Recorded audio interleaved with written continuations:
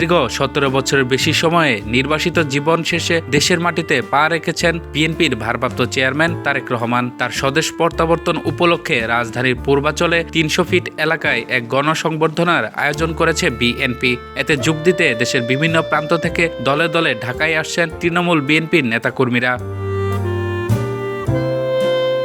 আয়োজনে অংশ হতে নড়াইল থেকে ঢাকায় রওনা হন হাজারো নেতাকর্মী ও সমর্থক। কিন্তু পথিমধ্যে তাদের সঙ্গে থাকা মুন্সি খায়রুজ্জামান আলম নামে জাতীয়তাবাদী কৃষক দলের এক নেতার মৃত্যু হয়েছে। তিনি লোহাগড়া উপজেলা কৃষক দলের আহ্বায়ক ছিলেন। বুধবার রাত 11:15টার দিকে ফরিদপুরের ভাঙ্গা এলাকায় চলন্ত বাসে অসুস্থ হয়ে পড়েন মুন্সি খায়রুজ্জামান আলম। দ্রুত তাকে ভাঙ্গা সরকারি হাসপাতালে নেওয়া হলে স্ট্রোকজনিত কারণে তার মৃত্যু হয়েছে বলে জানান চিকিৎসক।